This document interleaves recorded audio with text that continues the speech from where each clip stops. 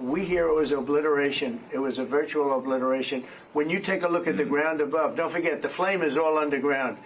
But everything above, if you look at the before and the after picture, everything above is burned black. The trees, everything. There's one building, but that's a building that sunk substantially into the granite, so that, you know, the fire goes right over it. It was, I believe it was total obliteration. We will now turn to Iran. An initial assessment by the Defense Intelligence Agency concludes that American strikes on Iran were not as effective as President Trump has been claiming. Earlier this week, Trump said the bombs, quote, completely obliterated Tehran's nuclear facilities. But now, 3 people with knowledge of the report say the strikes only set the country's program back by 3 to 6 months. One source told NBC News this assessment is already finding that these core pieces are still intact. The White House, however, is strenuously denying the report. A statement from Press Secretary Carolyn Leavitt reads in part, this alleged assessment is flat out wrong and a clear attempt to demean President Trump. Everyone knows what happens when you drop 14 30,000-pound bombs perfectly on their targets. Total obliteration. According to Axios, Israeli intelligence service believed the strikes caused very significant damage to Iran's nuclear program, but they're still working on a final assessment. And Joe, we've heard from President Trump again this morning. He's overseas. He's at The Hague for NATO meetings. He is also saying that, wait, no, this was a total success, that this was a total devastation of these sites. You know, and we should be clear, this is still an initial assessment. Other agencies will do their own.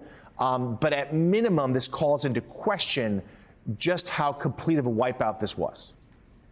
Yeah, we just don't know yet. There are different assessments. David Ignatius, I just went through and sketched out a couple that I've seen so far. Of course, you have the president saying that the facilities were completely obliterated. As we just said, Israel said the damage was, quote, very significant, and the Natanz facility was, quote, completely destroyed. The Defense Intel assessment said that they didn't dismantle fundamental elements of the nuclear program.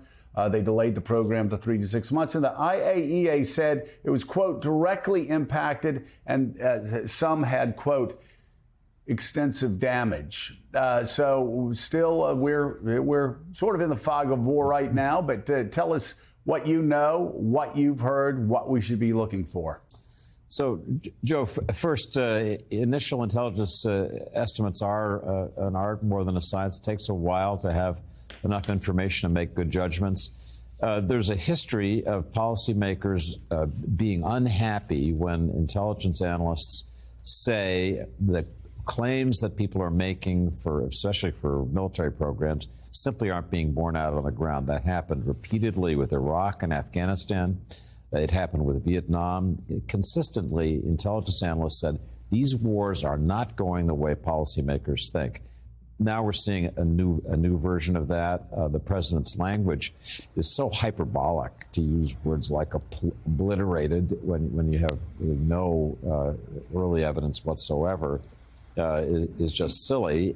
And now the reaction to the analysts' initial comments, and I should note that the analysts themselves say they have low confidence in these estimates, meaning we have very little information to go on.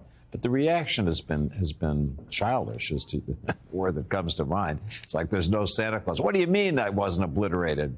But you know, I think it will be some days before we get really confirmed, reliable accounts.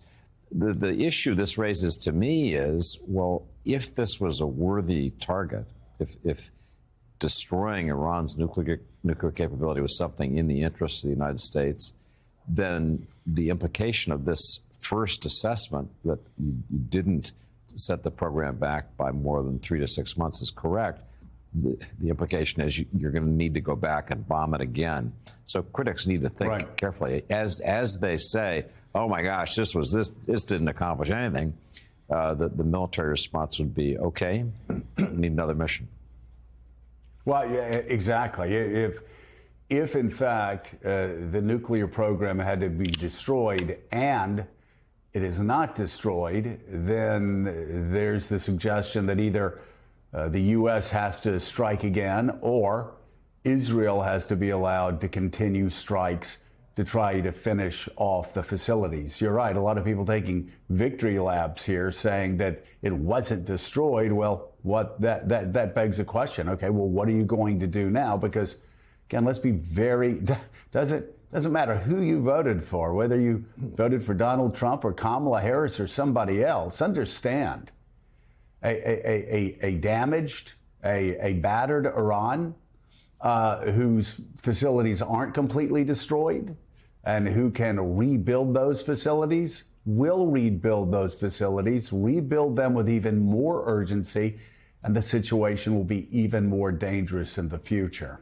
So a lot of tough choices still ahead for the president and for our allies and for political leaders in the United States. Let's bring in, though, right now, NBC News senior White House correspondent Garrett Haake. He's in The Hague, Netherlands, where the NATO summit is underway. Garrett, what have you heard from the president so far this morning? Well, Joe, it was interesting listening to your discussion because I think the president would disagree with your assessment. He this morning talked a great deal about Iran and those strikes, casting them in historical terms and arguing that there's perhaps a third option here, that the strikes he believes were so successful that this question of whether the facilities were totally obliterated or not may be secondary if Iran's fighting spirit is effectively broken. Listen to some of the manner in which the president describes the attacks and now this moment for Iran. How long do you think that the Iranian nuclear program has been put back by these strikes? Years or totally? I think basically decades, because I don't think they'll ever do it again. I just don't think they're going to do it. I think they're going to take their oil, they're going to have some missiles, and they'll have some defense. I think they've had it. I mean, they just went through hell. I think they've had it. That hit ended the war. That hit ended the war. I don't want to use an example of Hiroshima. I don't want to use an example of Nagasaki. But that was essentially the same thing. That ended that war. This ended that with the war. If we didn't take that out, they'd be fighting right now. So you hear the president there, I think, presenting perhaps the most optimistic case here that Iran is just going to be over it at this point and placing his decision to bomb these nuclear facilities without saying he didn't want to, doing exactly what he said he didn't want to, putting them on the same footing as the American atomic strikes against Japan that ended World War II. Joe, as for the actual business of this summit, we've heard relatively little about it from President Trump. We know they're going to be talking about increasing defense spending across all of the NATO allies, something that's been a Trump issue for years, and also significant discussion about the war in Ukraine. The president is set to meet with President Zelensky today after having to cancel on him at the G7 to head back to Washington to deal with the Iran crisis. They'll get another bite at the apple here today on those topics as well. All right, Garrett. Thank you so much. NBC's Garrett Haake reporting live from the Netherlands. Thank you so much. And just an editorial note, Garrett said the president wouldn't like my assessment. That's not my assessment. That's the assessment coming from people in his administration. But again, it's early. Israel is saying that perhaps there was more damage than we believe. But again, this is going to take a while to figure out exactly how much damage there are at the facilities.